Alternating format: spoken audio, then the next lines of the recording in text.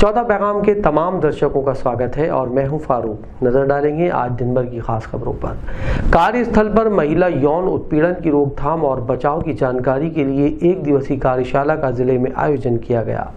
महिला एवं बाल विकास विभाग द्वारा संयुक्त कलेक्टर कार्यालय में एक कार्यशाला का आयोजन किया गया, जिसका विषय कार्यस्थल पर महिलाओं का यौन उत्पीड़न अधिनियम 2013 रोकथाम, निषेध, निवारण, उन्मुखीकरण था।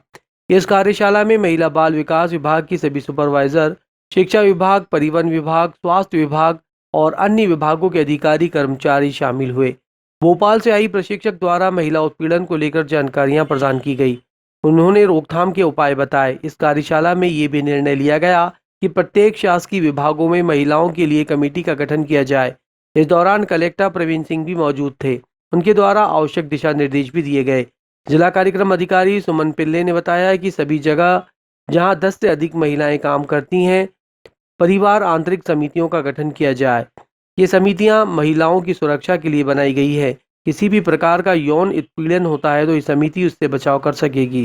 एक्चुअली आज कार्यस्थल पर महिलाओं का जो यौन उत्पीड़न होता है, उसके लिए एक अधिनियम बना हुआ 2013 का। उस अधिनियम के अंतर्गत सारे कार्यालय प्रमुखों को कुछ कार्रवाई करनी पड़ती है, समितियाँ गठित करनी पड़ती हैं। उन समितियों के गठन के बारे में, उनके क्रियाकलाप के बारे में जागरूक करने के लिए उन्मुखीकरण कार्यशाला की गई थी, जिसमें सभी विभागों के अधिकारी थे।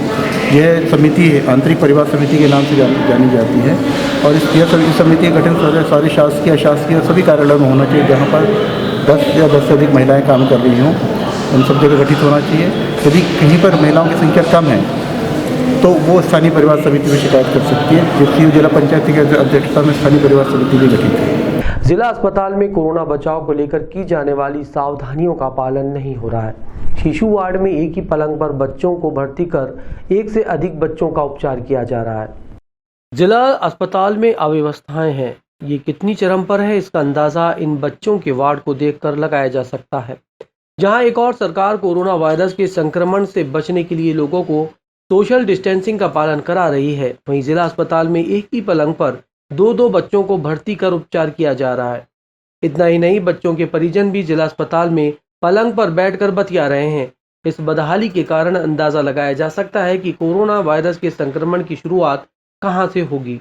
इस वार्ड में एक पलंग पर 2 से 3 बच्चों को भर्ती कर उपचार किया जा रहा है। वहीं परिजनों का कहना है कि साफ सफाई का कोई ठिकाना नहीं। मरीजों को काफी समस्याओं का सामना करना पड़ रहा है। इस व्यवस्था से कोरोना संक्रमण की सारी गाइडलाइन धरी की धरी रह जा रही हैं। आम जनमानस को कितनी समस्याओं का सामना करना पड़ रहा है, ये दिखाने के लिए ये वीडियो काफी है।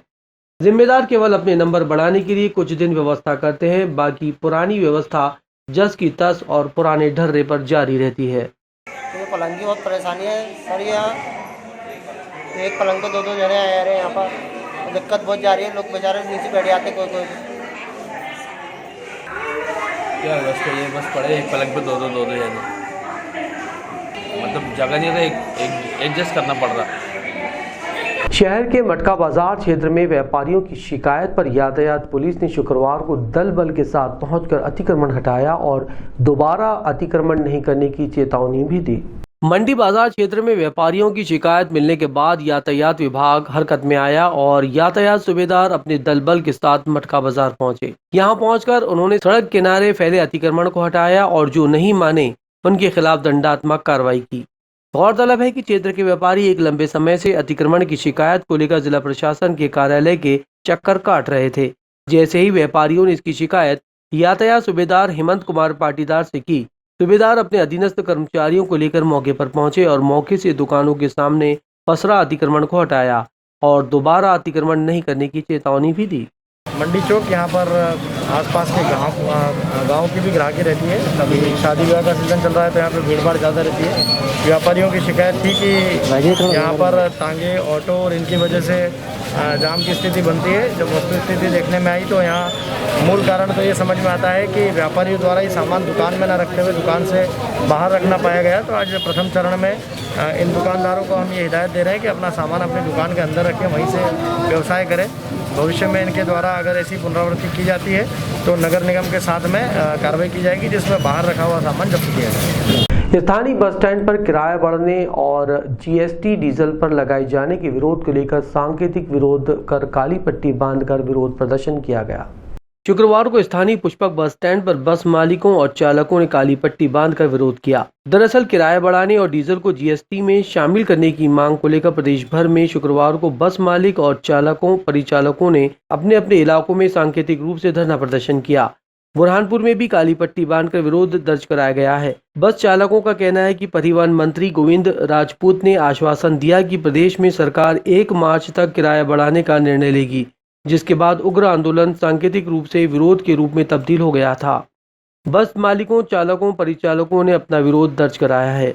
आज 26/2/21 को एक दिवसीय सांकेतिक हड़ताल बस वाले करने वाले थे, लेकिन परिवहन मंत्री और मुख्यमंत्री के आश्वासन पे कि 1 मार्च 2021 से किराया वृद्धि कर दी जाएगी, इसलिए हम लोगों ने हड़ताल वापस ले ली है।